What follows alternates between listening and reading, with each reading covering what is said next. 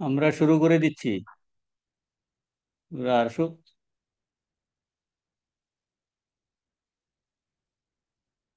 ওম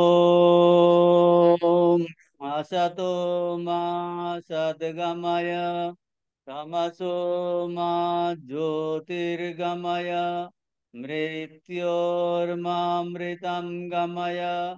ওম शांति शांति शांति। हरे ओ परतत्त्वेष्वदालीनो रामकृष्ण समाज्ञया यो धर्म स्थापन रतो वीरेशं तं नमाम्यहम्।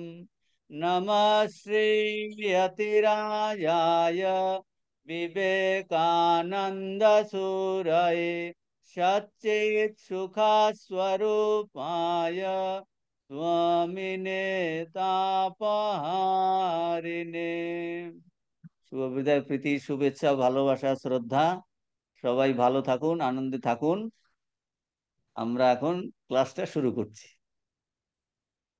তো অনেকদিন, 3 সপ্তাহ ক্লাস হয়নি, প্রায় 1 মাস পরে আবার। তো আমাদের আলোচনা চলছে স্বামীজির জ্ঞান যোগের অ্যাবসলিউট অ্যান্ড ম্যানিফেস্টেশন লেকচার, ব্রহ্ম জগৎ। একটু কঠিন, সেই জন্য খুব ধীরে ধীরে আমি এগোচ্ছি। তো ব্রহ্ম ও জগৎ, অ্যাবসলিউট অ্যান্ড ম্যানিফেস্টেশন। আলোচনা কি চলছে?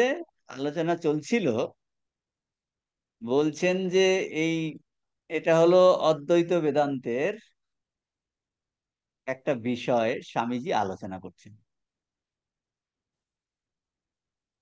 উপনিষদ মানে বেদান্ত, বেদের অন্ত, শেষ ভাগ। তো সেই যে বেদান্তের মধ্যে 3টে সিস্টেম আছে, কি? দ্বৈত, বিশিষ্টাদ্বৈত আর অদ্বৈত। তো এই অদ্বৈত বেদান্তের এই একটি বিষয় নিয়ে স্বামীজি আলোচনা করছেন, আমাদের যথাসাধ্য বোঝানোর চেষ্টা করছেন। কি বোঝানোর চেষ্টা করছেন? যে অদ্বৈত বেদান্তে বলছেন একটা বস্তু আছে। ঠাকুর বলছেন আমি এক বই দুই দেখি না। তো এক ছাড়া দুই, সেই অদ্বৈত বেদান্ত, ঋষিরাজের অনুভব, ঠাকুরের অনুভব, স্বামীজির অনুভব। এখন বলছেন এইটা ধারণা করা কঠিন। সে তো বটেই, কারণ আমাদের বর্তমান ধারণাটা কি? আমরা দেখছি বহুত্ব। এই দেখুন না, কতজনে আমরা বসে আছি, চতুর্দিকে এত মানুষ, এই জগৎ কত বস্তু, কাজেই অথচ ঋষিরা বলছে এক আছে। এটা একটা কন্ট্রাডিকশন মনে হয় না? বলছেন এই, তাহলে অদ্বৈত বেদান্ত বলছে যে ব্রহ্ম বা ভগবান, আমরা সাধারণভাবে ভগবান বলি, তো ব্রহ্ম, উপনিষদের ভাষা হলো ব্রহ্ম, তিনি হলেন অনন্ত, ইনফাইনাইট, অসীম, পূর্ণ স্বরূপ, একম এব অদ্বিতীয় তত্ত্ব। তিনি কি করে এই সসীম হলেন? বলছি এই তো দেখছি সসীম, আমরা কি করে বুঝবো? এই দেখুন না, সেই বেদান্তই বলবে তুমি সেই ব্রহ্ম, অথচ আমার এখন, আমি না না, আমি ক্ষুদ্র মানব, আমি সসীম, আমার কষ্ট আছে, আমার দুঃখ আছে, আমার শক্তি কম, এটা মনে হচ্ছে কিনা? অথচ তাহলে সেই অসীম ব্রহ্ম, তাহলে আমি এরকম ক্ষুদ্র কি করে হলাম, অনন্ত কি করে শান্ত হল? তো এই প্রশ্নটা স্বামীজি আলোচনা করছেন, যে এই প্রশ্ন পুনঃ পুনঃ জিজ্ঞাসা উম, করবে মানুষ, করা হয়েছে, আর এই প্রশ্ন চিরকাল থাকবে। বুঝতে পারছে? এ কখনো শেষ হবে না। যে কি, যিনি অসীম অনন্ত, তিনি কি করে সসীম হলেন, কিরূপে হলেন?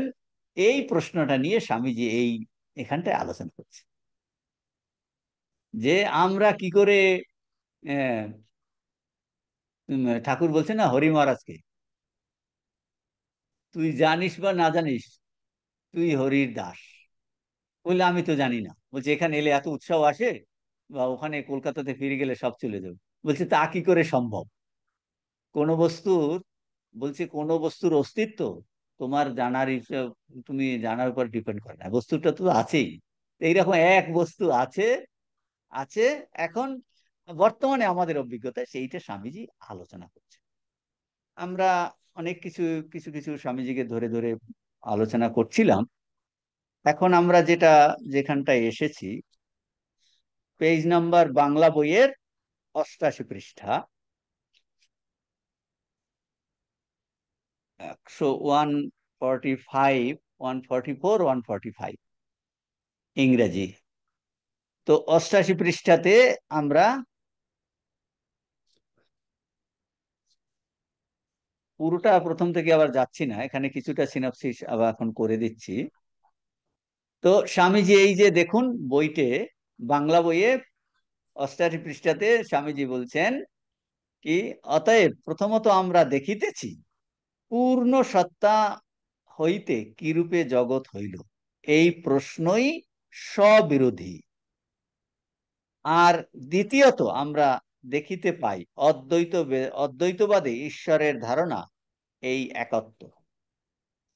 তো কি বলছেন, জিনিসগুলো একটু পড়লে একটু কঠিন মনে হয়, ছোট মোটো মনে হয়, বুঝতে পারছেন? তো এই আগের আলোচনার ভিত্তিতে স্বামীজি এখন এখানে একটা জন্য সিনাপসিস করছেন যে কি ব্রহ্ম কিরূপে, আমরা যেটা বললাম যে ব্রহ্ম, সেই অনন্ত ব্রহ্ম কি করে জগৎ হলেন, আর জগৎটা কি শান্ত, সসীম, ফাইনাইট, তাই তো? তাহলে স্বামীজি এখন বলছেন ওই আলোচনার পরিপ্রেক্ষিতে যে অর্থাৎ কিরূপে জগৎ, কারণ কি, এই ব্রহ্ম কিরূপে জগৎ হলেন, তাহলে ব্রহ্ম মানে অর্থাৎ এর কারণ কি, সেই অনন্ত ব্রহ্ম কি করে জগৎ হলেন, সসীম হলেন, এর কারণটা কি? স্বামীজি বলছেন এই প্রশ্ন মানে কি বলুন তো? এই প্রশ্নটা মানে ব্রহ্মকে আমরা এই জগতের মতো একটা বস্তু করে ফেললাম। জগতের সমস্ত বস্তু সম্পর্কে আমরা প্রশ্ন জিজ্ঞেস করি না, সবকিছুতেই এটা কেন, এটা কেন, এটা কেন। আমরা ব্রহ্মকেও কি করেছি, ভগবানকেও ওই রকম বস্তুর মধ্যে একটা বস্তু বলে গণ্য করছি। বলে কেন প্রশ্ন জিজ্ঞাসা করা, কারণ জিজ্ঞাসা করা, এটা হয় কোন ক্ষেত্রে? বলছে এই জাগতিক বস্তুর ক্ষেত্রে, এই যে আমাদের যে অভিজ্ঞতা বহুত্বের মধ্যে এই প্রশ্নটা আমাদের সবসময় আসে। আমরা বলি আচ্ছা এতদিন ক্লাস কেন বন্ধ থাকবে, বলে না একটা কারণ খুঁজছি। ও না না না না, দুর্গাপূজা সেই জন্য মহালয়ের আগে থেকে, বুঝতে পারছেন তো? কেন আমরা সব কিছুতেই, তা আমি বলছি ব্রহ্ম কেন জগৎ হলো, ওই এইরকম একটা ব্রহ্ম কেন জগৎ হলো, তাকে জগতের মতো একটা ইভেন্ট বলে আমরা গণ্য করছি। দুর্গাপূজা একটা ইভেন্ট, বুঝতে পারছেন? সেই জন্য নোটিশ করেছে ক্লাস হবে না। সেই রকম ব্রহ্ম, ব্রহ্ম জগতের, এই জগতের অনেক বস্তুর মতো একটা বস্তু, তার আবার কারণ কি, তিনি কেন হলেন, এই প্রশ্ন করছি কার সম্পর্কে? যিনি পূর্ণ, যিনি অসীম, বলছে ইনফাইনাইট, তার সম্পর্কে এই প্রশ্ন করছে। স্বামীজি বলছেন এই প্রশ্নটাই সব বিরোধী। সবিরোধী কারণ কি? বলছে তুমি ব্রহ্ম বলছো অনন্ত, তাকে আবার তুমি প্রশ্ন জিজ্ঞেস করছো, বলেছে স্ববিরোধী, হতে পারে না। দ্বিতীয়ত আমরা দেখতে পাই অদ্বৈতবাদে কি বলছেন, ঈশ্বরের ধারণা কি, এই একত্ব, এক বস্তু আছে। অদ্বৈত বেদান্ত কি বলছেন, একটা বস্তু আছে। সুতরাং আমরা তাকে বিষয়ীভূত করিতে পারি না, কারণ জ্ঞাত সারেই হোক আর অজ্ঞাত সারেই হোক, আমরা সর্বদা তাতেই জীবিত। দেখুন এখন কি বলছে, অদ্বৈত বেদান্তে বলছে এক বস্তু আছে, তাকে বিষয়ভূত করিতে পারি না অর্থ কি, মানে অবজেক্ট করতে পারি না। দেখুন একটা বস্তু যদি থাকে, তাহলে অবজেক্ট করার জন্য আরেকজন হবে না, মানে আমি হলাম সাবজেক্ট, কর্তা, আর কর্ম আর একটা আছে, কর্ম আর একটা আছে। আপনি যদি পুরো রুমটা জুড়ে থাকেন, তাহলে আপনার আলাদা কিন্তু পর্দা নাই, চেয়ার নাই, টেবিল নাই, এটসেট্রা নাই। তার মানে কি বলতে চাইছি, সেইটা বলছেন বিষয়ভূত করা যায় না, এখানটা এটা বলছেন দেখুন। বলছেন বিষয়ভূত করিতে পারি না। একত্ব যদি হয়, এক বস্তুই যদি থাকে, তাকে আপনি আর বিষয়ভূত করতে পারবেন, মানে আপনি অবজেক্ট করতে পারবেন না। অবজেক্ট তাহলে এক বস্তু রইলো না, দুই হয়ে গেল। তাহলে একজন সাবজেক্ট রইলো আর একটা অবজেক্ট রইলো, এইটা বলছেন পারি না। কারণ জ্ঞাত সারেই হোক আর অজ্ঞাত সারেই হোক, আমরা সর্বদাই তাতে জীবিত, তাতে থাকিয়াই যাবতীয় কার্যকলাপ করছে। বলছে তিনি আছেন, তিনি আমাদের সত্তা, সেই জন্য আমরা জীবিত আছি। তাকে আমরা বের করে, টেনে বের করে অবজেক্ট করতে পারি না। এখন প্রশ্ন এই যে, তাহলে কি দাঁড়াচ্ছে এখন? বলছেন যে হ্যাঁ, কার্যকলাপ করিতেছি। এখন প্রশ্ন, এই দেশ কাল নিমিত্তটা কি? তাহলে ওই স্বামীজি এই লেকচারের শুরুতে বলেছিলেন যে এই যে ব্রহ্ম বস্তুটা, সেটা এখন আমরা আমরা কোথায় আছি? এই বসে আছি একটা ক্লাসরুমে, দেশ, বসে আছি একটা কালেতে। আর দেশ আর কাল, এই এর কার্যকারণ সম্পর্ক। বলছেন এই যে আমরা দেশ কালের মধ্যে আছি, তিনি এই ব্রহ্ম এখন এই দেশকাল রূপ ফ্রেমের মধ্য থেকে আমরা দেখছি, সেই জন্য বহুত্ব দেখছি। তো বলছেন এই দেখা যাক এই দেশকালটাকে, এই দেশকালেই সব ঝামেলা করেছে। আমরা আমাদের মনে দেশ, দেশ মানে স্পেস, কাল মানে টাইম, টাইম স্পেস আর নিমিত্ত কজেশন। এই দেখা যাক, বলছেন আমরা যা কিছু করিতেছি সবদাই, বলছেন এখন এই প্রশ্ন, এই দেশ কাল নিমিত্ত কি? এখন সঙ্গে সঙ্গে আবার তিনি বলছেন তাহলে অদ্বৈতবাদ কি বলছে? অদ্বৈতবাদ দেশকাল বলছে নাকি? অদ্বৈতবাদের মর্ম তো এই, একটি মাত্র বস্তু আছে, দুইটি নাই। আবার কিন্তু বলা হচ্ছে কি বলা হইতেছে? সেই অনন্ত ব্রহ্ম দেশ কাল নিমিত্তের আবরণের ভিতর দিয়া নানা রূপে প্রকাশ হইবে, এইটা বলা হচ্ছে। বলছেন সেই ব্রহ্মই দেশ কাল নিমিত্তের মধ্য থেকে এই নানা রূপে আমাদের কাছে প্রতিভাত হচ্ছে। অদ্বৈত বেদান্ত বলছেন একটি মাত্র বস্তু আছে, দুটি নাই। অথচ আবার বলা হচ্ছে, কি বলা হচ্ছে? সেই অনন্ত ব্রহ্ম দেশ কাল নিমিত্তের মধ্যে আবরণের মধ্য দিয়ে নানা রূপে প্রকাশ পাচ্ছে। অতএব আমাদের এখন কি বোধ হচ্ছে? বোধ হচ্ছে দুইটি বস্তু আছে। তাহলে দুটি বস্তুটা কি? একদিকে আছে ব্রহ্ম ভগবান, অনন্ত ব্রহ্ম, আর একটা দেশ কাল নিমিত্তের সমষ্টি, সেটার নাম দিয়েছেন স্বামীজি মায়া। তাহলে এখন কি বলছে? এখন তাহলে দুটি বস্তু আছে। যদি সেই ব্রহ্ম দেশকাল নিমিত্তের মধ্য দিয়ে বহু হয়, তাহলে কি দাঁড়াচ্ছে? তাহলে দুটো বস্তু আছে এখন। কি দুটো বস্তু? এক তো ব্রহ্ম যিনি অনন্ত, আর একটা কি? দেশকাল নিমিত্ত মায়া। মায়া বলছেন বা দেশকাল নিমিত্তের সমষ্টি। তাহলে আপাতত মানে টেম্পোরারিলি আপাতত তাহলে কি দুইটি বস্তু আছে, এইটা মনে হচ্ছে আমাদের সিদ্ধান্ত। এটা আমাদের কি মনে হচ্ছে কিনা? আমাদের তো ভগবানের বিশ্বাস আছে, ভগবান পূর্ণ স্বরূপ, এটসেট্রা, নামটা হলো ব্রহ্ম। অথচ আর কি, না আমরা সেটা বুঝতে পারছি না, এই মায়ের আবরণে আছি। মানে আমাদের বর্তমান অভিজ্ঞতা যে আমরা দেশকাল নিমিত্তের মধ্যে আছি, সেটাকে স্বামীজি নাম দিয়েছেন মায়া। তাহলে আমার আপাতত দুইটি বস্তু আছে, এইটা যেন স্থির সিদ্ধান্ত বলে মনে হয়। এইটা দেখুন সবারই আমাদের এই, এই জন্য দ্বৈতবাদ থেকে প্রথমে শুরু করে। দ্বৈতবাদ থেকে কেন শুরু করে? কারণ আমরা ওই এটা ধারণা করা কঠিন। সেই জন্য বলছে এখন বর্তমান অভিজ্ঞতা এইটা, দুইটি বস্তু আছে ইয়া জানেন। এখন অদ্বৈতবাদীতে উত্তর দিতে হবে। অদ্বৈতবাদী যারা বলছে, অন্য তাকে জিজ্ঞেস করছে প্রশ্ন, আপনি বলছেন এক বস্তু আছে, আমাদের তো বর্তমানে কোনো অভিজ্ঞতা, আমরা বহুত্ব দেখছি। হ্যাঁ, আমাদের বিশ্বাস আছে ব্রহ্ম বলে ভগবান বলে বস্তু আছে, অথচ আমরা দেখছি বহুত্ব। তাহলে আমাদের দুটো বলে স্থির সিদ্ধান্ত মনে হয়। তাহলে যাদের ওই অনুভব, তারা কি উত্তর দেবেন? এই দেখুন বলছেন, অদ্বৈতবাদী এর উত্তরে বলেন, বাস্তবিক আচ্ছা ঠিক আছে, তুমি বলছো বহুত্ব আছে, কিন্তু বাস্তবিক তো এটাকে দুই বলা যায় না। বুঝতে পারল কেন দুই বলা যায় না? এখন কি যুক্তি দিচ্ছেন? বলছেন দুইটি বস্তু থাকলে, ধরুন দুটি বস্তু আছে, দুটি বস্তু থাকলে কি বলতে হবে? ব্রহ্মের মতো স্বতন্ত্র হওয়া আবশ্যক। কি উদাহরণ দিচ্ছি, দুটি বস্তু, আপনি একটা চেয়ারে বসে আছেন, সামনে আর একটা ওই ধরুন টেবিল আছে, তাই দুটি বস্তু আছে কিনা? দুটি। তাহলে দুটোই ইন্ডিপেন্ডেন্ট। বলছে আমি যদি দুটি বস্তু থাকে, দুটি বস্তু তাহলে ইন্ডিপেন্ডেন্ট, স্বতন্ত্র হবে। আপনি বসে আছেন, আপনার পাশে আর বন্ধু বান্ধবী বসে আছে, বলে দুটি কিন্তু ইন্ডিপেন্ডেন্ট। তাহলে যদি দুটি বস্তু থাকে, তাহলে দুটি বস্তু ব্রহ্ম তো এক স্বতন্ত্র, আর ওই যে দেশকাল নিমিত্ত, সেটাও তাহলে স্বতন্ত্র হবে, মায়াও স্বতন্ত্র হবে। বুঝতে পারছেন তো? বলছেন দেখা যাক, এই দেখুন বলছেন, অদ্বৈত কে উত্তর দিচ্ছে? অদ্বৈতবাদী উদ্ধার বলছে তুমি বলছো দুটি বস্তু আছে, এটা বাস্তবিক দুই বলা যায় না। তুমি যদিও বলছো, যদিও তোমার এখন অভিজ্ঞতা এইরকম দুই, মানে দুই মানে কি, বহুত্ব। যদিও তোমার অভিজ্ঞতা বহুত্ব, কিন্তু এটাকে বহু বলা যায় না। দেখো এখন তাহলে কি, দুই মানে দুই নয়, তাহলে দুটো স্বতন্ত্র বস্তু আছে। দুটি, দুটি স্বতন্ত্র বস্তু কি আছে?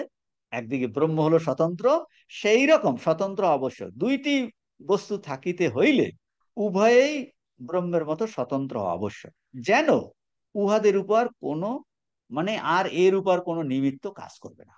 আমি স্বতন্ত্র, মায়াও স্বতন্ত্র, দেশকাল নিমিত্তও স্বতন্ত্র, ব্রহ্মও স্বতন্ত্র, এর উপর কোনো কার্যকারণ, এটা স্বতন্ত্র। যদি এটা স্বতন্ত্র কেন বলছেন, বলছে যদি কারণ ওর উপরে কাজ করে তাহলে তো স্বতন্ত্র হলো না, আর একজন ওকে ওর উপর বসে ওকে ঘাড় মটকাচ্ছে। সেই জন্য বলছেন দুটি বস্তু তুমি যদি স্বীকার করো, তাহলে দুটোকেই ব্রহ্মের মতো স্বতন্ত্র হতে হবে, অর্থাৎ কিনা কোনো নিমিত্ত, যেন উহাদের উপর কোনো নিমিত্ত কার্য করতে পারে না।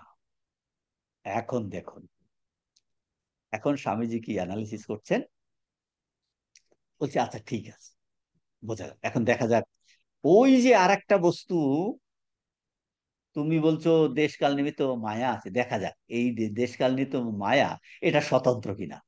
দেখুন ওই যে ঠাকুর বলছে না, জীব মায়া মায়াধীন আর ভগবান মায়াধীশ। হ্যাঁ, তো এখন দেখাবে এই যে দেশকাল নিমিত্ত এটা কোনো স্বতন্ত্র অস্তিত্ব নাই। খুব সুন্দর, স্বতন্ত্র অস্তিত্ব নাই।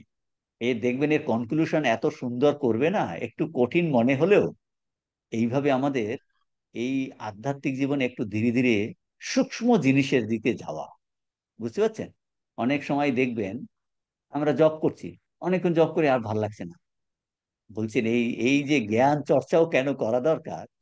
ভক্তি, ভক্তি ভাবে আমরা জব করছি, এখন জ্ঞান চর্চা। স্বামীজি এবার কি বলেছেন, জ্ঞান, ভক্তি, কর্ম আর যোগ এর সমন্বয় করতে হবে। সেই জন্য এই সব আলোচনা, এই যে দার্শনিক ভাবে যুক্তিতর্ক বিচার শৈলী দিয়ে বোঝা জিনিসটা, কি বস্তু, সত্যটা কি, ট্রুথটা কি, এরও দরকার আছে। আমাদের বুদ্ধি সবসময় সবকিছু কিন্তু যুক্তি দিয়ে বুঝতে চায়। আপনি যতই ভক্তিভাবে আমরা করি, সবসময় আমরা কিন্তু প্রশ্ন জিজ্ঞেস করি, তার মানে আমাদের মধ্যে ওই ফ্যাকাল্টিটা আছে। এখন দেখুন স্বামীজি বোঝাচ্ছেন, কি বোঝাচ্ছেন, যে দেশকাল নিমিত্তের স্বতন্ত্র অস্তিত্ব আছে কি নেই। বলছেন প্রথমত কি, দেশকাল নিমিত্তের স্বতন্ত্র অস্তিত্ব আছে এটা বলা যেতে পারে না। ওই যে দুটো বস্তু, এক হলো ব্রহ্ম, দুটো বস্তু ব্রহ্মের মতো স্বতন্ত্র হতে হবে, দেশকাল নিমিত্তকে স্বতন্ত্র হতে হবে। এখন দেশকাল নিমিত্তকে, নিমিত্তের স্বতন্ত্র অস্তিত্ব আছে এটা বলা যেতে পারে না, এইটা এখন স্বামীজি প্রমাণ করছেন, প্রমাণ করছেন, ধীরে ধীরে এইটা প্রমাণ করছেন। এখন কি দিয়ে ধরছেন, দেখুন এটা আমরা আগেও আলোচনা হয়েছিল, তাও আরেকবার আমরা বলছেন, সময়ের কথা বলছেন। দেখুন এই যে বলছেন আমাদের মনের প্রতিটি পরিবর্তনের সহিত কাল পরিবর্তিত হইতেছে, সুতরাং উহার স্বতন্ত্র অস্তিত্ব নাই। কখনো সেটা উদাহরণ দেওয়া বোঝাচ্ছে, দেখুন কখনো স্বপ্নে দেখা যায় যেন অনেক বৎসর জীবন ধারণ করিয়াছি, কখনো কখনো আবার বোধ হয় মুহূর্তের মধ্যে কয়েক মাস অতীত হইল। আমাদের লাস্ট ক্লাসে এটা আলোচনা হয়েছে। আপনি যেই একদম কনসেন্ট্রেশন দিয়ে আপনি যে কোনো পড়াশোনা করুন, হঠাৎ করে আরে বাবা কোথা থেকে সময় চলে গেল।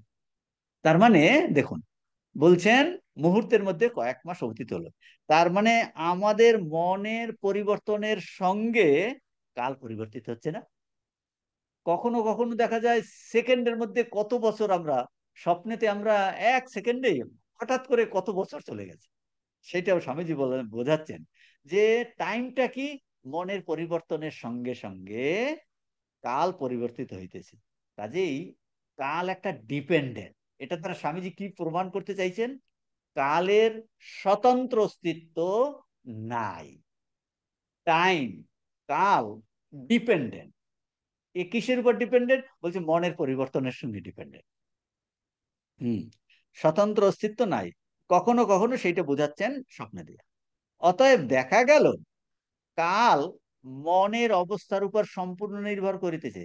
তার মানে কি, মনের অবস্থার উপর কাল ডিপেন্ড করছে, তার মানে এটার স্বতন্ত্র অস্তিত্ব নাই। যেটার স্বতন্ত্র অস্তিত্ব থাকবে সে কারো উপর ডিপেন্ড করবে না।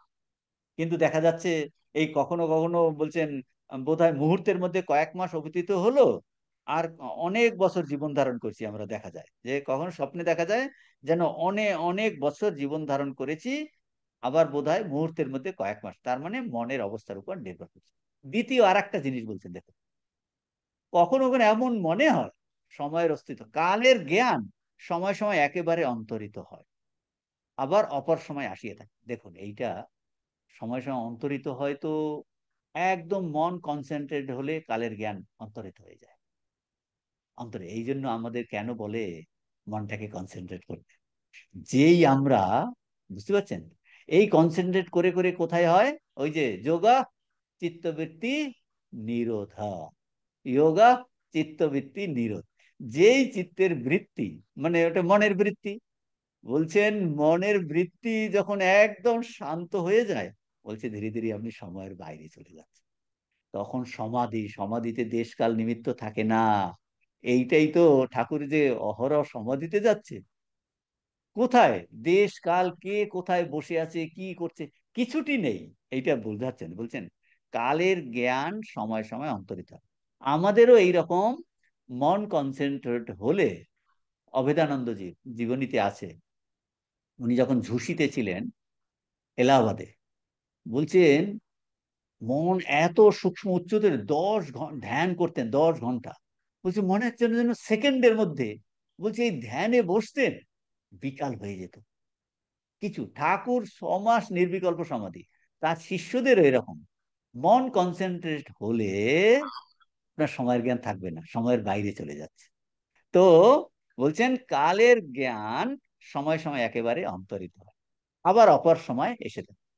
ঠাকুর যখন সমাধি থেকে ফিরে আসছেন, বলছে কালের জ্ঞান, বলছে কোথায় আছে, জল খাবো এই খাবো। তিনি ওই জল খাবো, শুক্তো খাবো, এইটা করে মনটাকে নিচের দিকে এই দেশকালের মধ্যে রাখতেন আমাদের জন্য। সবসময় মনটা ওই একত্বের দিকে ছুটছে, যেখানে দেশকাল নিমিত্ত নাই, আর সেইখানেই আনন্দের খনি। বুঝতে পারছেন? বলছে ওইখানে মহা আনন্দের খনি। আপনি দেখবেন আমাদের মন যখন সত্যি পবিত্র হয়, একটু ভগবানে বিশ্বাস হয়, মন যেই শান্ত হয়, পবিত্র হয়, কনসেন্ট্রেট হয়, কি আনন্দ যে হয়। আপনার চেষ্টা করতে করতে, ভগবানের কাছে প্রার্থনা করতে করতে যেদিন দেখবেন জব ভালো হয়েছে, বাহ এ দারুণ জিনিস তো। এইটা হয় মানে ওই টাইমের জ্ঞানটা যদি একটু চলে যায়, তবে এটা কনসাসলি যেতে হবে, ঘুমিয়ে পড়লে হবে না। অনেক সময় মনে হচ্ছে আমার বোধহয় এই আমার টাইমের না, নিদ্রা এসে গেছিল। বুঝতে পারছেন, অনেক সময় আমাদের মন, আমাদের পুরো পাজি মন তো, ও বলে না না তুমি সমাধির কাছাকাছি গেছিলে, আসলে যে নিদ্রা হয়েছে। সেই জন্য আমরা ওই ইসে ওই মান্ডুক্য উপনিষদে আমরা আলোচনা করছিলাম, ওই যে সেখানটায় আছে এই অবস্থাটা কনসাসলি আসতে হবে। সেই জন্য বলছে ভালো করে অনেক সময় ঘুমিয়ে নিয়ে তখন ধ্যান করতে হবে। আপনি রাতে বিশ্রাম হয়নি, আপনি খুব ভগবান 2টোর সময় উঠে পড়লেন, কিন্তু ঢুলছেন, বলছে না, বরং তুমি ভালো করে একটু বিশ্রাম করে যখন জপ ধ্যান করতে হবে, একদম কনসাসলি জপ ধ্যান করতে হবে। বলছে এই যে সমাধি অবস্থাটা আসবে, কনসেন্ট্রেট অবস্থাটা, এটা কনসাসলি আসতে হবে, সচেতন ভাবে আসতে হবে। বুঝতে পারছেন? অসচেতন ভাবে এলে হবে না, মানে নিদ্রাতে ডুবিয়ে পড়লে হবে না।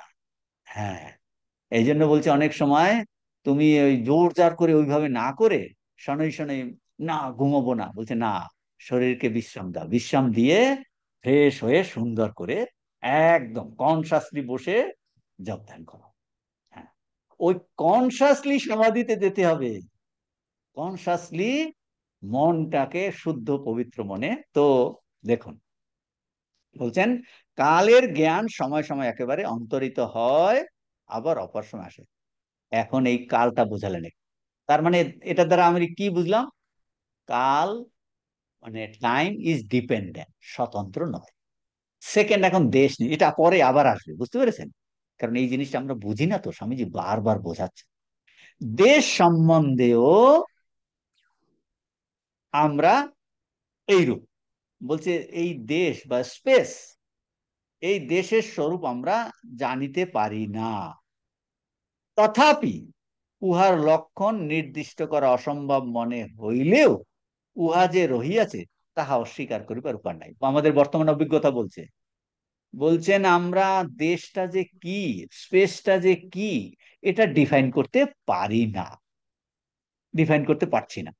এর লক্ষণটা কি ডিফাইন করতে, নির্দিষ্ট করা অসম্ভব মনে হলেও দেশ বলে একটা, স্পেস বলে একটা আছে, এটা তো আমরা অস্বীকার করতে পারছি না। তাহলে এখন বলছেন অস্বীকার করবার উপায় নাই। এখন দেখা যাক দেশটা কি। বলে দাও ধরো, দেশটা কি ইন্ডিপেন্ডেন্ট? বলছে না। এইটা স্বামীজি বোঝায়, দেখুন, দেশ মানে স্পেস, বলছেন এই যে দেখুন, উহা মানে অর্থাৎ দেশ আবার কোন পদার্থ হইতে পৃথক হইয়া থাকিতে পারে না। এগুলো কোথায় আছে? ইংরেজিতে পেজ নাম্বার 144। 144, আমরা এই প্যারাগ্রাফটা করছি। 143-তে শুরু হয়েছে, 144-এ। হ্যাঁ, এইগুলো আছে দেখুন। হুম, এই 144-এর ফার্স্ট প্যারাগ্রাফের লাস্টের দিকে, secondly the idea of time vanishes all together sometimes, so with the space we can't know what space is. Parallelly ইংরেজিটাও দেখুন, হোয়াট স্পেস ইজ বলছে আমরা জানতে পারি না শুদ্ধ দেশ বা স্পেসটা কি, ইয়েট ইট ইজ দেয়ার, কিন্তু অস্বীকার করার উপায় নাই। ইনডিফাইনেবল, এটাকে আমরা ডিফাইন করতে পারছি না, লক্ষণ নির্দিষ্ট করতে পারছি না।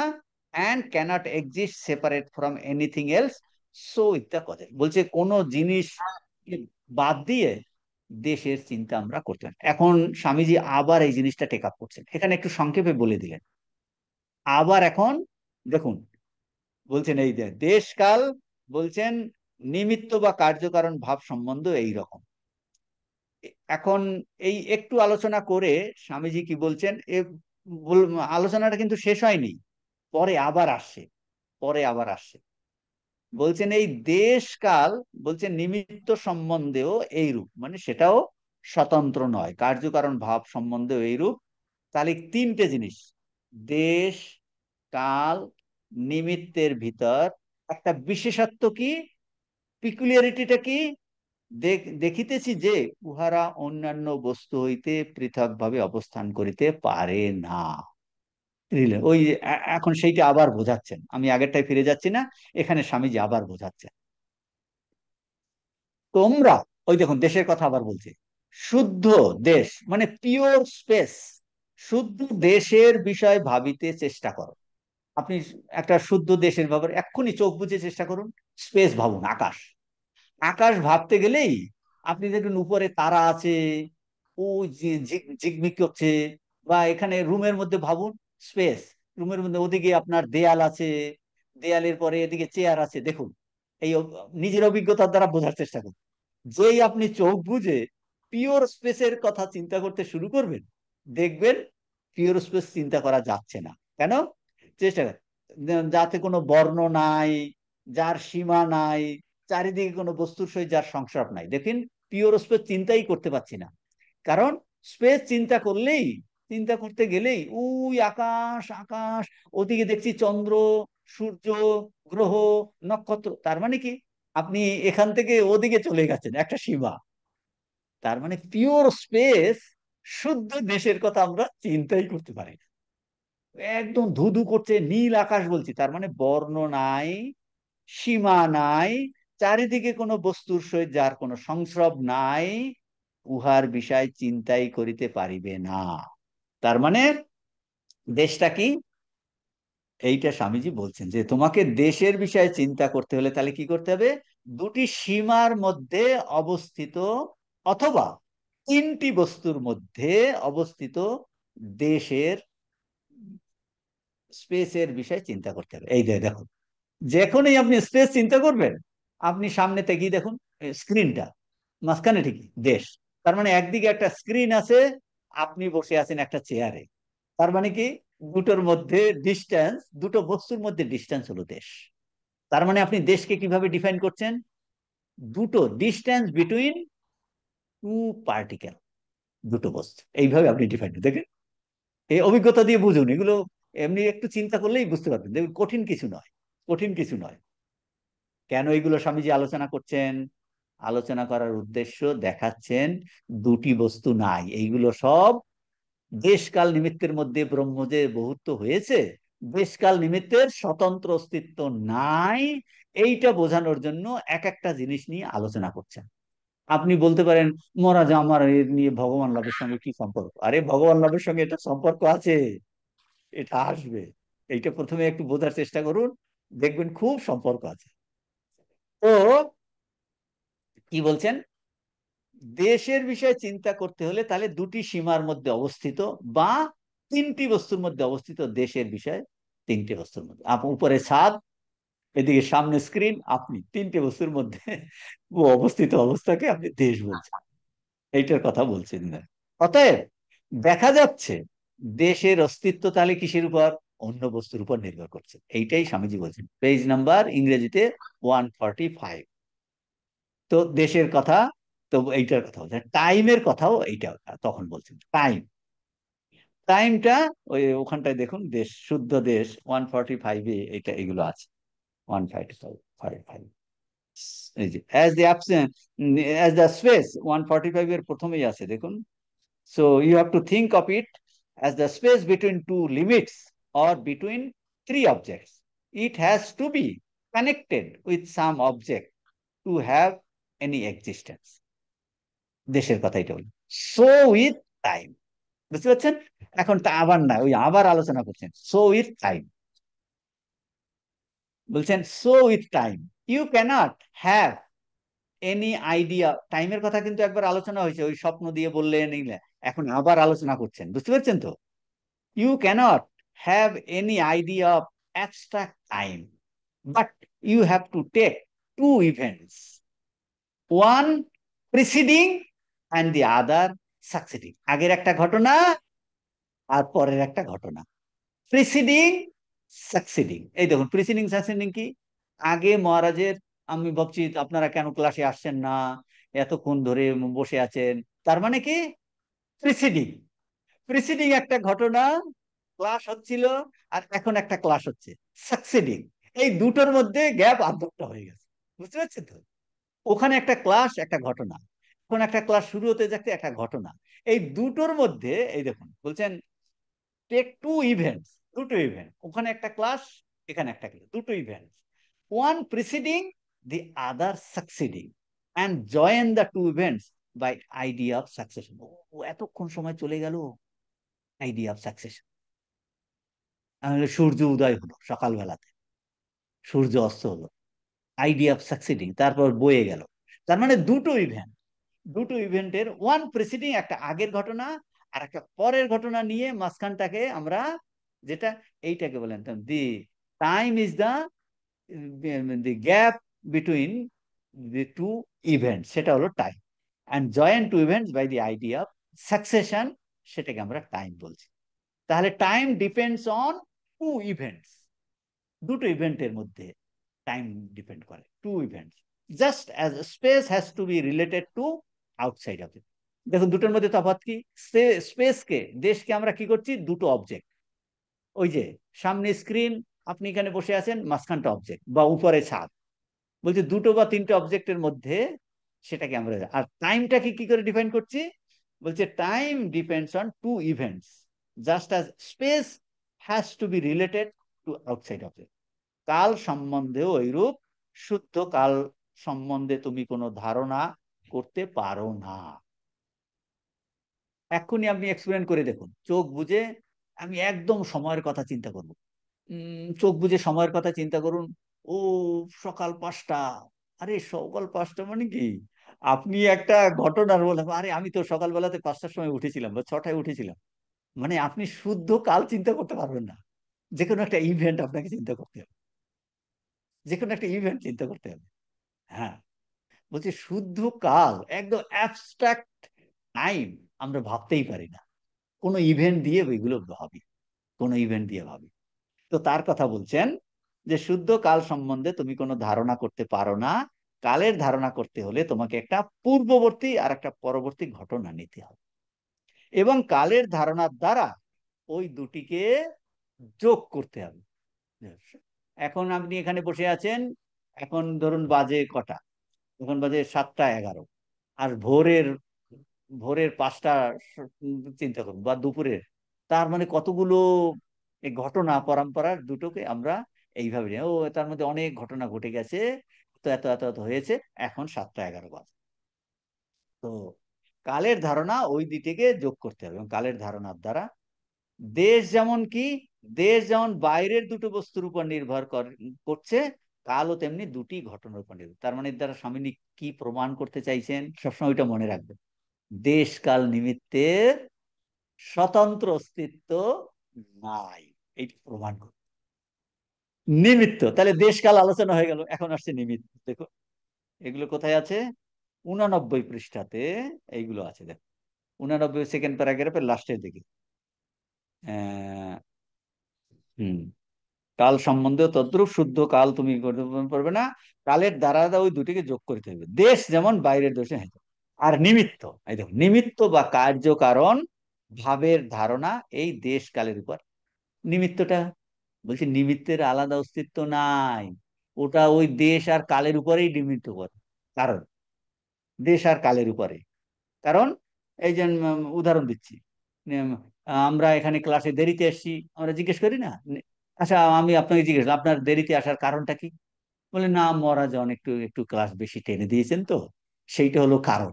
তাহলে কারণটা, কারণটা দেশ, ওইখানে একটা ক্লাস, আর টাইম, এই দুটোর উপর ডিপেন্ডেন্ট কারণটা। কারণটা হলো ওই দেশে একটা ক্লাস হচ্ছিল, আর উনি অনেকক্ষণ ধরে ক্লাস নিচ্ছিলেন, বুঝছে, এই দেশ আর কালের উপরেই ডিপেন্ড করছে কারণটা, দেশ আর কালের উপরেই কারণটা ডিপেন্ড করছে, এইটা এখানটা বলছেন। নিমিত্ত, দি idea of causation is inseparable from time and causation. যে কোনো কারণ একটা টাইমে, ও আচ্ছা এই কারণে হয়েছে না, ওই সময় এই রকম আপনার সর্দি লেগেছে, ও তো সর্দি, ও আচ্ছা আচ্ছা সর্দি লেগেছে, তার মানে ওই সময় থেকে ঠান্ডা পড়েছিল খুব, আমি চাদর গায়ে দিইনি, গলাটা ব্যথা হয়ে, এটা তার মানে কি, ওই একটা পার্টিকুলার টাইমে, তার মানে কি কারণে আমার সর্দি লেগেছে বা কি কারণে আমার এরকম হলো, তার মানে টাইমের উপর, আর আমি ওই অমুক জায়গাতে ছিলাম, সেই জন্য আমার, বুঝতে পারছেন তো। তাহলে কারণটা দেশ আর কালের উপর ডিপেন্ডেন্ট, যে কোনো কারণ দেশ আর কালের উপর ডিপেন্ডেন্ট, বুঝতে পারছেন তো। এইটা স্বামীজি প্রমাণ করছে। The idea of causation is inseparable from time and space. This is the peculiar thing about them. Them মানে, দেম মানে এই time space causation, that they have no independent existence. তাদের 145 পৃষ্ঠাতে আছে, দেখুন, they have no independent exist, তাদের স্বতন্ত্র কোনো অস্তিত্ব নাই। They are as shadows, but এটা একটা ছায়ার মতো, around everything which you can't catch. বলছে সব কিছুর পিছনে, বলছে এই নিমিত্ত বা কার্যকারণ ভাবের ধারণা এই দেশ কালের উপর নির্ভর করছে। দেশকাল নিমিত্ত এই সবের বিশেষত্বটা কি, পিকুলিয়ারিটিটা কি, এদের স্বতন্ত্র অস্তিত্ব নাই, এরা যেন সকল বস্তুর পিছনে ছায়ার মতো। যে কোনো বস্তুর পিছনে এই দেশকাল নিমিত্ত একটা ছায়ার মতো, শ্যাডো, আপনার শ্যাডো আপনার সঙ্গেই আছে, সেইরকম সবগুলোর পিছনে এই দেশকাল নিমিত্ত শ্যাডোর মতো, তুমি কোনো মতে এদের ধরতে পারবে না। শ্যাডোকে আপনি ধরতে পারবেন, পারবেন না, বুঝতে পারছেন। বলছি এটাতে কিছুতেই আপনি নাগালে আনতে পারবেন না, বলছে ধরতে পারবেন না। They have no real existence, yet they are not non existence. Seeing that, seeing that through them all things are manifesting as this universe.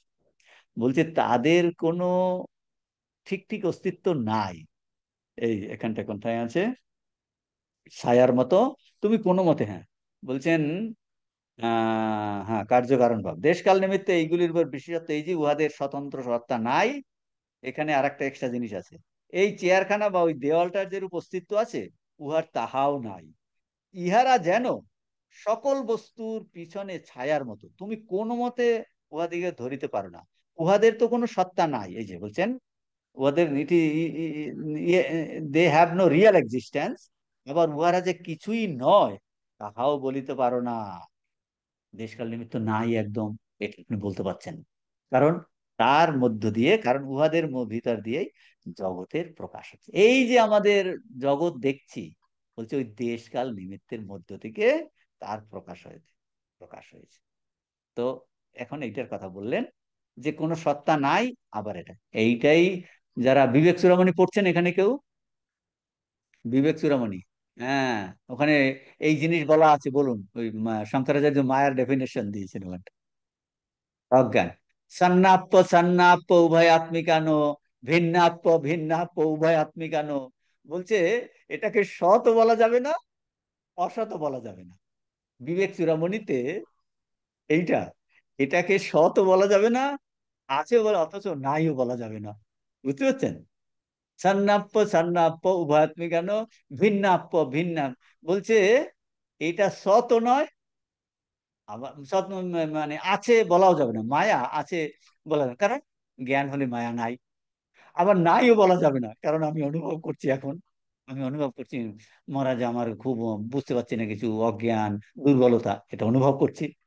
জ্ঞান হলে বলে কি, এইটাই বলছে দেখুন, ওই একটা অন্ধকারে সাপ দেখছি না, সাপ দেখছি, এ দেখলি একদম দূর দূর দূর দূর দূর দূর করছে, যেই আপনি টর্চ লাইট ফেললেন, আরে কোথায় সাপটা, কিচ্ছু নাই, জ্ঞান হয়ে গেল, আমাদের সব চলে গেল। ওই যে উম, এই যে ওই ব্রহ্মানন্দজি আমাদের বলরাম মন্দিরে বাচ্চাদের সঙ্গে খেলতেন না, বাচ্চাদের সঙ্গে সেই একদম এরকম একটা পুরো হঠাৎ করে খেলছেন খেলছেন একদম বাচ্চাদের নিয়ে বারান্দাতে, যেখানে রথ টানা হয়। তারপরে হঠাৎ করে ঘরের মধ্যে গিয়ে একটা বাঘের ছাল ও একদম বড়ি দিয়ে হৌলুম করে বাইরে বেরিয়েছে, বাচ্চাগুলো একদম ভয়। আরে তুমি বললেন না, না ও মহারাজ গো, সে নিজের চোখে ভয়টাই নাই, অন্যেরা ভয় পালিয়ে গেছে, মহারাজ গো। বুঝতে পারছেন? তো ওই ঠাকুরের কথামৃতে আছে, এই তো আমাদের হরে রে, হরে রে, ও বহুরূপী সেজেছে, হরে রে। তো এইটা কি মানে, জ্ঞান হলে আর কিচ্ছু নাই, কিন্তু যতক্ষণ পর্যন্ত না আছে, না আছে, আপনি ভয় এখন ঘুরঘুর ঘুরঘুর করছে, নেইও বলা যাবে না, কারণ আমার অভিজ্ঞতা আমি ভয় হচ্ছে, আবার আছেও বলা যাবে না, কেন জ্ঞান হলে নাই। এই জন্য মায়া আছেও বলা যাবে না, আর নেইও বলা যাবে না, এই এমন একটা বিচিত্র জিনিস। এইটা এখানটায় বলছে এরা সমস্ত বস্তুর পিছনে যেন লেগে আছে, এদের মধ্য দিয়েই জগৎ প্রকাশিত হচ্ছে, জগৎ প্রকাশিত। অতএব আমরা, স্বামীজি বলছেন, প্রথমত দেখলাম, এই দেখুন এই লাস্টের দিকে আছে 89 পৃষ্ঠার লাস্ট 4 লাইনে এখানটা। অতএব আমরা প্রথমত দেখলাম এই দেশকাল নিমিত্তের সমষ্টির অস্তিত্ব নাই একদিক দিয়ে, এরা একেবারে অসৎ, অস্তিত্ব শূন্য, আবার অস্তিত্ব শূন্যও নয়, মায়া আছে, অজ্ঞান আছে বলা যাবে না, আবার অস্তিত্ব শূন্য নাইও বলা যাবে না, কারণ অভিজ্ঞতা হচ্ছে। এইটা বলছে অস্তিত্ব শূন্য নয়। আর একটা কি কনক্লুশন করছেন দেখুন, প্রথমত কি দেখলাম, মনে রাখুন, দেশকাল নিমিত্তের সমষ্টির অস্তিত্ব নাই, অস্তিত্ব মানে রিয়েল এক্সিস্টেন্স, ইন্ডিপেন্ডেন্ট এক্সিস্টেন্স নাই, নেই, অস্তিত্ব নেই। আর একেবারে অসৎ, অস্তিত্ব শূন্য নয়। দ্বিতীয়ত কি, এরা একসময় অন্তরিত হয়ে যায়, এই দেশকাল নিমিত্ত, এইটাই হলো ঋষিদের অভিজ্ঞতা। ঠাকুরের বলছি কোথায়, এই দুই দেখছে দেখছে ওই নরেন আসছে, নরেনের জন্য করতে করতে করতে সমাধি, কোথায় এসে বসে আছে, কোথাও জগতে নাই, দেশকাল নিমিত্তের অস্তিত্ব নাই। একসময় এগুলো অন্তরিত হয়, এইটা ঋষিদের অভিজ্ঞতা, তারা তাদের অনুভব বলছেন, এই আমাদের বোঝাচ্ছে, বলছেন এক সময় এদের এইটার অস্তিত্ব কিন্তু অন্তরিত। এখন এইটা স্বামীজি উদাহরণ দ্বারা বোঝাবেন, উদাহরণ দ্বারা, এই সমুদ্র আর তরঙ্গ, এই উদাহরণ দ্বারা বোঝাচ্ছেন। দেখুন পৃষ্ঠা 90 পরে এটা এই লাস্টে শুরু হয়েছে উদাহরণস্বরূপ, এই উদাহরণ দিয়েছেন যে সমুদ্রের উপরে তরঙ্গ, আপনারা তো সমুদ্র অনেকেই বঙ্গোপসাগর বা এতে গেছেন, মেলাতে গেছেন বা পুরীতে গেছেন, সমুদ্র, সমুদ্রের তরঙ্গ প্রচন্ড, পুরীতে গেছেন আশা করি সবাই, বিশাল তরঙ্গ উঠছে সমুদ্রের উপর। তরঙ্গ চিন্তা করো, এক্ষুনি চিন্তা করুন। তরঙ্গ অবশ্য সমুদ্র থেকে অভিন্ন, তা সত্ত্বেও আমরা মনে করি ইহা তরঙ্গ। আপনি সমুদ্র ছাড়া তরঙ্গ চিন্তা করুন, চিন্তা করতে পারবেন না। তরঙ্গ মানে কি? সমুদ্রের সঙ্গে তো অভিন্ন তো, অথচ আমরা মনে করি ইহা তরঙ্গ সমুদ্র থেকে। ওই তো তরঙ্গ, সমুদ্রটা একটা বিশাল, এই উপরে একটা তরঙ্গ উঠছে। এই পৃথক ভাবের কারণ কি? বলছে নাম আর রূপ। দেখুন, একটা বিশাল তরঙ্গ উঠছে, ওই একটা তরঙ্গ, ওই তো দেখছি একটা ছোট তরঙ্গ, বড় ওই একটা তরঙ্গ, তার মানে একটা নাম দিয়েছি আমরা, নাম। আর একটা রূপ, তার একটা আকার আছে। তার মানে কি বলছে, এই যে পৃথক ভাব সমুদ্র থেকে তারকে পৃথক ভাবে আমরা ভাবছি, এই পৃথক ভাবের কারণ কি? নাম ও রূপ। নামটা কি? ওই সম্পর্কে, তরঙ্গ সম্পর্কে আমাদের যে একটা ধারণা আছে, ও তরঙ্গ মানে এইরকম একটা ঢেউ এইরকম উঠছে, এইরকম একটা উঁচু উঠছে জলটা। তার মানে ওই সেই বস্তু সম্বন্ধে আমাদের মনে একটা, একটি যে ধারণা রয়েছে। আর রূপ হলো আকার। এই এক্ষুনি দেখুন না, ও আপনি বলুন কম্পিউটার, নাম শুনলেই ল্যাপটপ, টেবিল, চেয়ার, মাইক, তো কি ওই সম্পর্কে আমাদের আইডিয়া রয়েছে। ও ওই মাউথপিস, সামনে টেবিলের উপর দুটো মাউথপিস আছে, ও মাউথপিস এইরকম হয় যেটা দিয়ে, বুঝছে কি, বুঝতে পারছেন তো? টেবিল, টেবিল মানে এইরকম একটা, যেটার উপরে কাঠ দিয়ে তৈরি বা লোহার দিয়ে তৈরি, তারপর তো একটা আমাদের ধারণা রয়েছে, তার একটা আকার আছে। টেবিলকে কিন্তু আপনি ভাববেন না, কড়া ভাববেন না, একটা আকার আছে। আপনি আপনার রান্না, রুটি বেলছেন যে চাটুই, টেবিলকে আপনি চাটুই বলছেন না, তার মানে তার একটা পার্টিকুলার আকার আছে। তার মানে একটা নাম, একটা ভাব আমাদের মধ্যে আছে, তার একটা আকার। দেখুন, আমাদের জানা জিনিসগুলো বলছি, তাহলে কি করে পৃথক করলো একটা থেকে অন্যটা, পৃথক কি করে হয়? নাম আর রূপের দ্বারা। নাম আর রূপ, দেখুন, বলে নাম রূপ, আমরা এগুলো অন্যান্য জায়গা, এতে আমাদের মান্ডুক্য উপনিষদে, তারপরে স্বামীজির স্বামী শিষ্য সংবাদে, এর নিয়ে অনেক বিভিন্ন জায়গায় আলোচনা আছে। বলছেন আমার নাম আর রূপ, আমরা মাতৃগর্ভ থেকে বলছে একটা মাংসপিণ্ড বের হলো, তখন সেটা এখন নাম দিতে হবে। যেই আমাকে নাম দে, নাম হলো দড়ির মতো এরকম বেঁধে ফেললো, ও আমি অমুক, আমি অমুক, আমি অমুক। দেখুন, আমার নাম, আমার এই রূপ, এই শরীর সঙ্গে নামের সঙ্গে দেখুন অঙ্গাঙ্গি ভাবে একদম জড়িত হয়ে আছে। বলছেন কিছুই ছিল না, একটা নাম দিয়ে, এটা টেবিল, এটা চেয়ার, এটা অমুক, এটা অমুক, এটা অমুক, একটা নাম রূপ দড়ি দিয়ে আমরা নিজেদের বেঁধে রেখেছি। আর এই নাম রূপ বলবে এটা কিচ্ছু না। দেখুন এখন বলছে, দেখুন, আবার তরঙ্গকে সমুদ্র থেকে একেবারে পৃথক রূপে আমরা চিন্তা করতে পারি না। আপনি তরঙ্গের কথা চিন্তা করুন, বলছে সমুদ্র থেকে পৃথক চিন্তা করতে পারবে না, কখনোই না। এটা সব সময় সমুদ্রের ধারণার উপর নির্ভর করছে। সমুদ্রকে বাদ দিয়ে আপনি তরঙ্গকে চিন্তা করতে পারবেন না। আবার তরঙ্গটা বলছেন, তরঙ্গ অবশ্য সমুদ্রের সঙ্গে অভিন্ন, তা সত্ত্বেও আমরা তরঙ্গ বলে মনে করছি। যদি ওই তরঙ্গটা চলে যায়, চলে যায়, তবে নাম রূপও কিন্তু অন্তরিত হবে। যেন তরঙ্গটা মিলিয়ে গেল, ও ওই তরঙ্গ মিলিয়ে, আপনি যখন একদম নদী শান্ত হয়ে গেল, সমুদ্র যদিও শান্ত আমরা দেখতে পাই না, কিন্তু ধরুন সে সময় ওই যেমন গঙ্গাতে আপনারা সাইডে গিয়ে বসলে, একটা স্পিড বোট গেল, গেল, তখন তরঙ্গ উঠলো, আপনি এক সময় একদম কোনো, এক সময় সামান্যতম কোনো নেই, তার মানে যেই সাবসাইড হয়ে গেল, বলছে যদি তরঙ্গ চলে যায়, রূপ অন্তরিত হয়ে গেল।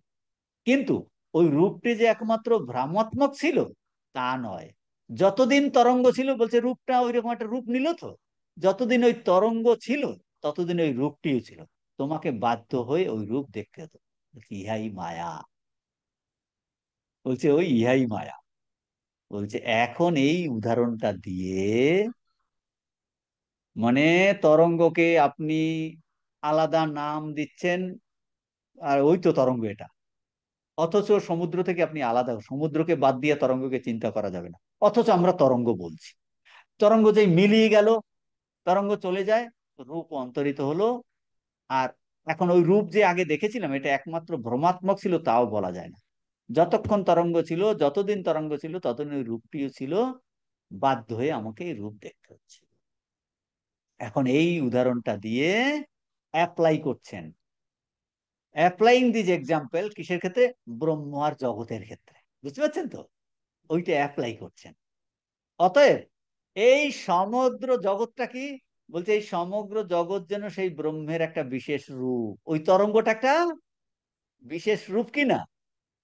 তাহলে এই জগৎটা কি ব্রহ্মের এক বিশেষ রূপ, ব্রহ্মই সমুদ্র, আর তুমি, আমি, সূর্য, তারা সবই যেন সেই সমুদ্রে ভিন্ন ভিন্ন তরঙ্গ মাত্র। দেখুন, ওই উদাহরণ দিয়ে বোঝাচ্ছে, আপনি, আমি, টেবিল, চেয়ার, এই যা কিছু ক্লাস সব, বলছে এইটা ব্রহ্ম হলো সমুদ্র, আর এই বস্তুগুলো কি তরঙ্গ। আপনি একে, ওই সমুদ্র বা তরঙ্গকে যেমন সমুদ্র বাদ দিয়ে আপনি চিন্তা করতে পারবেন না, চিন্তা করতে পারবেন না। বলছেন যে সবই যেন সেই বিভিন্ন তরঙ্গ, আপনি একটা তরঙ্গ, ওই একটা তরঙ্গ, ওই একটা তরঙ্গ, আমি একটা তরঙ্গ, সমস্ত এইরকম অসংখ্য তরঙ্গ। বলছেন তরঙ্গগুলোকে সমুদ্র থেকে পৃথক কে করবে? তো পৃথক কে করে? রূপ। বলছেন তরঙ্গগুলিকে সমুদ্র থেকে পৃথক কে করে? রূপ করে। আর ওই রূপ দেশ কাল নিমিত্ত ব্যতীত আর কিছুই নয়। রূপটা হলো দেশ কাল নিমিত্ত। এই দেখুন, আমাদের প্রত্যেকের একটা রূপ আছে কিনা। আমরা পার্টিকুলার দেশে, আমি অমুক জায়গায় জন্মগ্রহণ করেছি, আমার দেশ অমুক টাইমে জন্মগ্রহণ করেছি, এই এই এই কারণে আমার এই রকম অসুস্থতা হয়েছে, দেশ কাল নিমিত্ত ব্যতীত। আর এই রূপটা হলো আমার, এই রূপটা কি দেশ কাল নিমিত্ত ব্যতীত কিছু না। তরঙ্গগুলোকে সমুদ্র থেকে পৃথক কে করে? রূপ। আর ওই রূপ কি? রূপ হলো দেশ কাল নিমিত্ত ব্যতীত কিছু না। ওই দেশ কাল নিমিত্ত আবার সম্পূর্ণ রূপে, ওই দেশ কাল নিমিত্ত বলছে ওই তরঙ্গের উপর নির্ভর করে। তরঙ্গ যেই চলে যাচ্ছে অমনি তারাও অন্তরিত হয়। তারা যেই আমাদের ইটা তরঙ্গ অন্তরিত হয়, মানে ধরো শরীরটাকে পুড়িয়ে দিল, বলছে যেখান থেকে সেখানে মিলে চলে গেল। তো শরীর, আমাদের যে একটা পুটুলি, পুটুলি মিলিয়ে গেল, বলছে সমুদ্রের সঙ্গে মিলে গেল।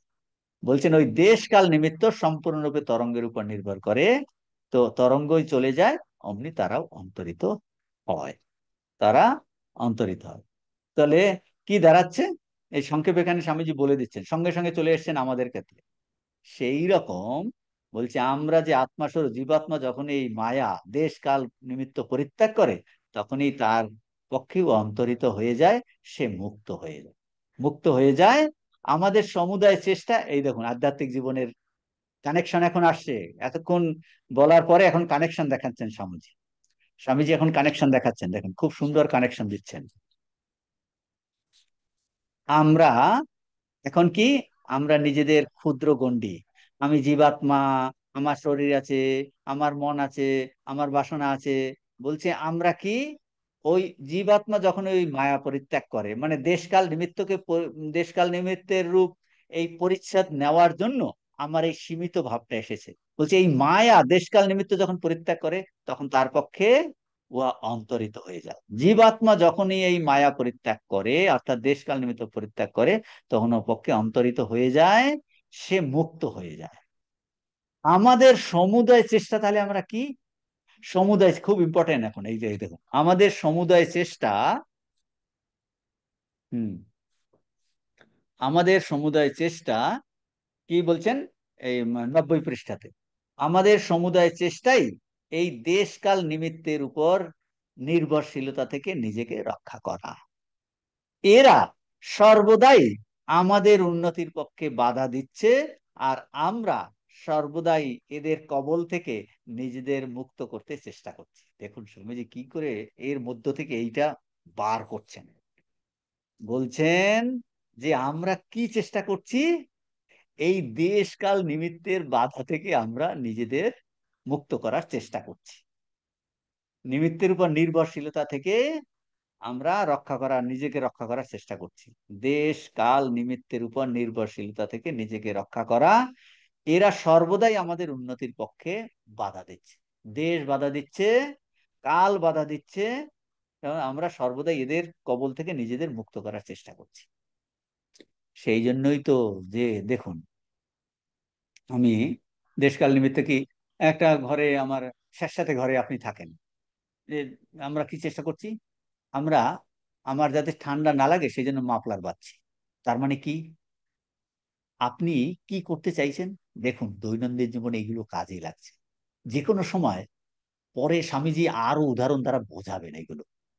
আমাদের চেষ্টা কি হচ্ছে, বলছেন দেশকাল একজন ওই দেশকাল নিমিত্ত কিরকম দেখুন, আমরা আম, আহ, ছোট একটা ঘরে এই বলছেন যে আমি একটা অল্প জায়গাতে আছি, আমার ভাল লাগছে না। আপনি নিজেকে পরিবর্তন করে কি করলেন, ওই ওই দেশের মধ্যে, মানে এই দেশে এই অবস্থাতে আমি ওখানে অ্যাডজাস্ট করে নিচ্ছি। অ্যাডজাস্ট করে নিয়ে আমি যেন এই দেশ আমাকে প্রভাবিত করতে না পারে, আমি সেই রকম অ্যাডজাস্ট করছি। আপনি বাড়িতে কাজ করছেন, আপনার ক্লাসে আসার ইচ্ছা, আপনি কি করছেন, ওর মধ্য থেকে এই আমার এই বাড়িতে অনেক আলোচনা হয়েছে, এ হয়েছে, ওখান থেকে কি করছেন আপনি, এখান থেকে বেরোতে হবে। মানে আপনি ওই পরিবেশ থেকে বেরিয়ে আসার চেষ্টা করছেন। বেরিয়ে এসেছেন, না আমি ওই পরিবেশ থেকে বেরিয়ে যান বেলুর মঠে আসবো। তার মানে আমার চেষ্টাটা কি হচ্ছে, আমি একটা পার্টিকুলার অ্যাটমসফিয়ার থেকে নিজেকে বাঁচাতে চাইছি। ওখানের কার্যকারণ, ওই দেশ, ওই কাল, ঝগড়াঝাটি হচ্ছে, গন্ডগোল হচ্ছে, আমি ওখান থেকে নিজেকে বাঁচাতে চাইছি। কি করলাম, ফিজিক্যালি আমি অন্য জায়গায় চলে গেলাম। তার মানে আমি প্রকারান্তরে কি করতে চাইছি, আপনার একটা ভাড়া আছে, ঝগড়াঝাটি হচ্ছে, নোংরা জায়গা, সেখানে কিছু না, আপনি ওখান থেকে কি করতে চাইছেন, ওখান থেকে চলে যেতে চাইছেন। একটা সময়, এই সময় ভালো না, এই জন্য লোকে ওই যে হাত দেখায়, ই করে, কেন করে, ও ওই কালটাকে কোনো মতে কাটাতে দিয়ে যেতে চাইছে। মানে সর্বক্ষেত্রে আমাদের দেশ, কাল, নিমিত্ত আমাদের উন্নতিতে বাধা দিচ্ছে। আমরা কি চেষ্টা করছি, প্রতি মুহূর্তে এই দেশকাল নিমিত্তের বাইরে যাওয়ার চেষ্টা করছি। সমস্ত চেষ্টাটা আমরা দেশকাল বাইরে, সমস্ত কিছুই আমরা, যাতে দেশ আমাকে বাঁধতে না পারে, কাল আমাকে, আমরা সেই জন্য উড়ে যেতে চাই। বিজ্ঞানীরা কি করছে দেখুন, ওরা বলছে পাখি উড়ে যাচ্ছে, আমরা উড়বো, সেই জন্য এরোপ্লেন আবিষ্কার হয়েছে। মানে আমি উঠতে পারছি না, সেখান থেকে কি এসে গেল, এরোপ্লেন এসে গেল। মানে বলতে চাইছে ফিজিক্যালিও আমরা ওইটা করতে চাইছি। দেশকাল নিমিত্ত আমাকে বেঁধে রাখছে, আমি এর বাইরে যাব সমস্ত সময়তেই। এই জন্য দেখুন, এই যে আমরা মরতে চাই না, আমাদের ধীরে ধীরে আমরা বয়স হচ্ছে, ও আমার শরীরে একদম ই হয়ে যাচ্ছে, ধীরে ধীরে ধীরে ধীরে ধীরে ধীরে। আমি কি বলছি, আমি এমন একটা জায়গায় যেতে চাই যেখানে আমার শরীর ক্রিপেলড হবে না। দেখুন ব্যাপারটা বোঝার চেষ্টা করুন। কেন স্বর্গেতে যেতে চাই, না সেখানে কি হবে, ওই যে হলো, সেখানে ন জরায়ন্তি তেজ, বলছে আপনার ইন্দ্রিয়গুলো সতেজ থাকবে। আর এখানে দেখছি কি, এখানে ইন্দ্রিয়গুলো নষ্ট হয়ে যাচ্ছে, ই হয়ে যাচ্ছে, আমার খিদে পাচ্ছে, আমার চুল পেকে যাচ্ছে। আমি এমন জায়গায় যেতে চাই, আমার চুল পাকবে না, দাঁত পড়বে না, দেশকাল নিমিত্তের প্রভাব আমাদের থাকবে না। বুঝতে পারছেন কি না, ওষুধগুলো কেন আবিষ্কার হয়েছে, যে আমার চুল সাদা হবে না। তার মানে কি, টাইম হলে এই হলে এইগুলো আমাকে এফেক্ট করছে, শরীরকে এফেক্ট করছে, মনকে এফেক্ট করছে। আমি কি চাইছি, এর বাইরে ফিজিক্যালিও এর এইগুলোর বাইরে আমার চেষ্টা, আর যদি করতে পারছি না, আলটিমেটলি আমরা কি আবিষ্কার করতে চাইছি, আমরা শরীর আমার নষ্ট হয়ে যাচ্ছে, আমি এমন একটা জিনিস আবিষ্কার করব যে আমি শরীর নই। হ্যাঁ, বুঝতে পারছেন কিনা, এখান থেকে এসেছে আত্মার ধারণা। সত্যি সত্যি আত্মাতে দেশকাল নিমিত্ত নাই। এই যে সমস্ত ধর্মের উৎপত্তি কোথা থেকে, দেখুন ব্যাপারটা বোঝার চেষ্টা করুন। আমাদের যে যত এই ক্লাস করছি, জব ধ্যান করছি, কিসের চেষ্টা করছি, আমরা দেশ কাল নিমিত্তের বাইরে যেতে চাইছি। এমন একটা বস্তু আমাদের মধ্যে আছে, যেটা কিনা বলে না, নৈনম ছিন্দন্তি শস্ত্রাণি, নৈনম দহতি পাবকা, ন চৈনম ক্লেদান তাপ, ন শোষয়তি মারুতা। দেশকাল নিমিত্তের বাইরে যেতে চাই। তখন কি বলছে, দেখো তোমার এইটা স্বরূপ, যে নাকি দেশের প্রভাব নাই, কালের প্রভাব নাই, নিমিত্তের প্রভাব নাই। তো আমাদের সমস্ত জীবনের চেষ্টা, এই দেখুন নূতন ক্লু পাওয়া গেছে। আমরা কি করতে চাইছি আধ্যাত্মিক জীবনে, জব ধ্যান করে ভগবান লাভ করা মানে দেশকাল নিমিত্তের বাইরে যায়। সেই জন্য তাকে ওর কার্য কারণ সব অকারণ। সেই জন্য বলছেন তিনি কাল, কাল ও জগৎ ভক্ষক, মানে মানে তিনি কাল রূপে সমস্ত সবাইকে খেয়ে ফেলছেন, সবটাকে খেয়ে ফেলছেন, তিনি কালাতীত। তো বলছেন এই দেশকাল নিমিত্তের থেকে আমরা নিজেদের কবল থেকে মুক্ত করার চেষ্টা করছি। আর এই দেশকাল নিমিত্ত রূপ বেড়া থেকে বেরিয়ে যাওয়ার চেষ্টা স্বামীজি এখন এই যে বেরিয়ে, এটাকে ইভলিউশন দ্বারা বোঝাচ্ছেন। স্বামীজি অনেক ভাবে আমাদের এটা বোঝানোর চেষ্টা করছেন। ইভলিউশন থিওরি থেকে এখন বোঝাবেন, দেখুন ওরা বলছে কোথায়, এগুলো লেকচার হচ্ছে লন্ডনে, শিক্ষিত বুঝে আছে তো, ওদের অদ্বৈত বেদান্তকে যুক্তিতর্কের মাধ্যমে বোঝাচ্ছেন। কারণ ওদের যুক্তিতর্ক না দিয়ে দিলে ওরা বুঝবে না। এখন ইভলিউশন থিওরি, ওই যে তখন ইভলিউশন থিওরি দিয়ে এখন এখন এইটাকে বোঝাচ্ছে যে এই দেশকাল নিমিত্ত রূপ যে বেড়া থেকে বেরিয়ে যাওয়ার চেষ্টা, এইটা স্বামীজি এখন ইভলিউশনের আইডিয়া দিয়ে বোঝাচ্ছেন। এখন বলুন হোয়াট ইজ ইভলিউশন, প্রথমে সেটা বোঝাবেন একটু, তারপর এটা অ্যাপ্লাই করবেন। বুঝতে পারছেন? এটা অ্যাপ্লাই করবেন। দেশকাল, what is the theory of evolution, Swamiji বোঝাচ্ছেন ইভলিউশন। এখন দেখুন আমাদের ক্লাস করাচ্ছে থিওরি অফ ইভলিউশনটা কি, what are the two factor, বলছে দুটো ফ্যাক্টর আছে। What are the two factors, page number 146, একদম লাস্টে আছে, পেজ নাম্বার 146, লাস্ট 146, লাস্টে আছে দেখুন। হোয়াট ইজ, এই প্যারাগ্রাফের মাঝখানে আছে, what is the theory of evolution, what is the theory of evolution, second প্যারাগ্রাফের 146, সেকেন্ড প্যারাগ্রাফের মাঝ বরাবর আছে। What is the theory of evolution, Swamiji এখন সংক্ষেপে ইভলিউশন থিওরি পড়াচ্ছে, আমরা বইয়ে পড়ছি ইভলিউশন থিওরি, স্বামীজির মাধ্যমে আমরা শিখছি এখন। A tremendous potential power which is trying to express itself, and circumstances which are holding it down, the environment not allowing it to express। বলছে একটা অন্তর্নিহিত ট্রিমেন্ডাস একটা শক্তি, এ ট্রিমেন্ডাস পোটেনশিয়াল পাওয়ার, বলছে ট্রাইং টু এক্সপ্রেস, সে নিজেকে প্রকাশ করতে চাইছে।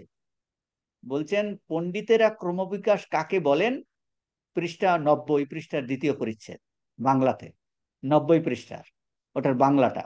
পণ্ডিতেরা ক্রমবিকাশ, এই যে ইভলিউশন মানে ক্রমবিকাশ কাকে বলেন, এর মধ্যে দুটো দিক আছে। কি দুটো দিক? একটি এই যে প্রবল অন্তর্নিহিত শক্তি নিজেকে প্রকাশ করতে চেষ্টা করছে, আর বাইরের ঘটনা সার্কামস্টান্সেস তাকে বাধা দিচ্ছে, পারিপার্শ্বিক অবস্থাগুলি তাকে প্রকাশিত হতে দিচ্ছে না। সুতরাং এই অবস্থাগুলির সঙ্গে সংগ্রামের জন্য ওই শক্তি নব নব রূপ ধারণ করছে। This is evolution. বলছে কি করে ইভলিউশন হচ্ছে, একটা ট্রিমেন্ডাস অন্তর্নিহিত শক্তি বলছে নিজেকে প্রকাশ করার চেষ্টা করছে, আর ইভলিউশন কি করে হলো, বলছে বাইরের সার্কামস্টান্সেস তাকে বাধা দেয়। উদাহরণ দ্বারা বোঝাবেন, এখানে প্রথমে এটা ক্লিয়ার হয়নি। এই দেখুন স্বামীজি পরবর্তী উদাহরণ, এমিবার উদাহরণ দিচ্ছে, page number 147। An amoeba in the struggle gets another body and conquers some obstacles, then gets another body, and so on until it becomes man। দেখুন আমাদের 10 অবতার স্তোত্র, 10 অবতার স্তোত্রতে এইগুলো আছে। ইভলিউশন কি করে, দেবতা অবতারের ইভলিউশন দেখাচ্ছে। ওই যে মিন মিন রূপ ধরলো, শুকর রূপ ধরলো, বুঝতেছেন ইভলিউশন। এই অবতার থিওরিতে ওই ইভলিউশন থিওরি ওখানটায় দেখিয়েছে। হ্যাঁ, বলছেন আমরা আমাদের যে 84 লক্ষ জনি থেকে এসেছি, বলছে আমরা শুরু করেছি ওই নিচের থেকে, ধীরে ধীরে এই প্রাণী থেকে এই প্রাণী, এই প্রাণী থেকে এই প্রাণী, এই প্রাণী থেকে এই প্রাণী করতে করতে, বলছে এমিবা তার অবস্ট্যাকল গুলো, সেইটার কথা স্বামীজি উদাহরণ দিয়ে বোঝাচ্ছেন। এমিবা ইন দ্য স্ট্রাগল, সে সংগ্রাম করছে, to gets another body and conquers some obstacles, then gets another body until it becomes man. আমরা মানুষ কি করে হলাম, বলছেন ওই যে ইভলিউশন থিওরি, ওই যে শিম্পাঞ্জি ছিলাম আমরা, তার আগে যারা এইগুলো পড়েছেন, পরপর পরপর দেখাচ্ছে না কি করে আমরা লোয়ার লেভেল থেকে হায়ার লেভেল স্পিসিস স্পিসিস এইরকম করে করে করে করে করে এসেছি। বলছে ওই চিন্তা করতে করতে করতে করতে করতে করতে, ঠাকুর উদাহরণ দিয়েছেন কুমড়ে পোকা, ওই চিন্তা করতে করতে আরশোলা, কুমড়ে পোকা আরশোলা হয়ে গেল, বলছে না, চিন্তা করতে করতে তার চেঞ্জ হচ্ছে, চেঞ্জ হচ্ছে, চেঞ্জ হচ্ছে, হতে হতে হতে হতে স্বামীজি বলছেন ট্রিমেন্ডাস একটা পোটেনশিয়াল এনার্জি এক্সপ্রেস করতে চিন্তা করছে, বাইরের প্রকৃতি তাকে বাধা দিচ্ছে। তো তার পথে অবস্থাগুলি এমিবা, বলে এইরকম করে করে আমরা এই মনুষ্য শরীর পেয়েছি, মনুষ্য শরীর। এরপরে স্বামীজি বোঝাবেন, আজকে হবে না, এটা খুব ইন্টারেস্টিং। তো নাও বলছেন যে কি, উন্নত হওয়ার চেষ্টা করছে, আর একটি শরীর ধারণ করে কতগুলি বাধা জয় করে ভিন্ন ভিন্ন শরীর ধারণের পর মনুষ্য রূপে পরিণত। আমরা এই জন্য বলে মনুষ্য জীবন পেয়েছি, এই অনেক জন্ম থেকে এসে এই মনুষ্য জন্ম পেয়েছি। বলছে এই জন্য, বলছে এই জন্মেতেই আমরা কিন্তু এই আত্মজ্ঞান লাভ, নিজের স্বরূপ স্বরূপ জ্ঞান লাভ করতে পারি। বলছে এই জন্মতেও এখনো অল্প কিছু বাধা আছে। পশুদের মধ্যে ওই এমিবা থেকে হয়ে হয়ে আমরা এই মনুষ্য জন্ম পেয়েছি। বলছে একটা তাহলে ইভলিউশন থিওরি কি বলছে, ও বাধা জয় করছে, নেক্সট বাধা জয় করছে, নেক্সট বাধা জয় করছে, নেক্সট বাধা করতে করতে করতে করতে আমরা একটা সেটেল এই কোথায় এলাম, মনুষ্য। বলছে এখন অল্প কিছু বাধা আছে, বলছে এটাকেও তুমি ভেঙে বেরিয়ে যেতে পারো। একদম আমরা লাস্ট ধাপে যেন এসে গেছি, এসে গেছি। বলছে এটার দ্বারা প্রমাণ করবেন স্বামীজি, এটা আমরা পরের ক্লাসে করব, যে এক সময় বলছে আমরা মুক্ত হবই হব। এইটা ঠাকুর বলছেন যে কাশিতে কেউ অভুক্ত থাকবে না, কেউ সকালে কেউ সন্ধ্যেবেলাতে, বলছে সবাই মুক্ত হবে। এখন এইটা বলবেন যে আমাদের একসময় মুক্ত হতেই হবে। ক্রমবিকাশ দ্বারা স্বামীজি ওইটা এখন বোঝাবেন, ক্রমবিকাশের থিওরির দ্বারা, যে আমরা দেশ কাল নিমিত্তের বাইরে যেতে চাই, এইটাই হলো আমাকে দেশ আর কাল নিমিত্ত আমাকে বেঁধে রাখছে। আপনি বলছেন না আমি ক্লাস করতে যাব, আমি ক্লাসে ভর্তি হবো, এটা করবো। আমাকে বাড়িতে সার্কামস্ট্যান্স বেঁধে রাখছে, না তোমার এই কাজ আছে তুমি যেতে পারবে না। বলছে না, দেশকাল নিমিত্তের বাইরে, আমি কার্যকারণের বাইরে যাব। এখান থেকে আমি আরো করব, এখান থেকে আমি 8 ঘন্টা জব করছি, 8 ঘন্টা ঘুমিয়ে পড়ছি, না আমি ঘুমকে জয় করব। এইটা করে করেই তো তুরিয়ানন্দজি বলে 7 দিন ঘুম ছাড়া ছিলেন। কতদিন? তার মানে কি, এই দেশকাল নিমিত্তের প্রভাব থেকে আমরা বাইরে। একমাত্র সমাধি হলো দেশকাল নিমিত্তের বাইরে যাওয়া। অবতার পুরুষরা সেই নির্বিকল্প সমাধি থেকে ফিরে আসেন। আর যারা জীবকুটি, তারা আর দেশকাল নিমিত্তের মধ্যে ফিরে আসতে পারে না। এইটা, এই যে সমস্ত কিছুই এই দেশকাল নিমিত্তের বাইরে যাওয়ার জন্য আমরা চেষ্টা করছি। তো এটা একটু কঠিন মনে হলেও আমাদের আধ্যাত্মিক জীবনের সঙ্গে এর গভীর সম্বন্ধ। আজকে আমরা এখানে শেষ করছি। অনেকটা সময় হলো আজকে। তো ঠিক আছে, আমরা শেষ করছি এখানে। ওম পূর্ণমদঃ পূর্ণমিদং পূর্ণাৎ পূর্ণমুদচ্যতে পূর্ণস্য পূর্ণমাদায় পূর্ণমেবাবশিষ্যতে। ॐ शान्ति शान्ति शान्ति। हरि ओम तत्सत्। श्रीरामकृष्णार्पणमस्तु।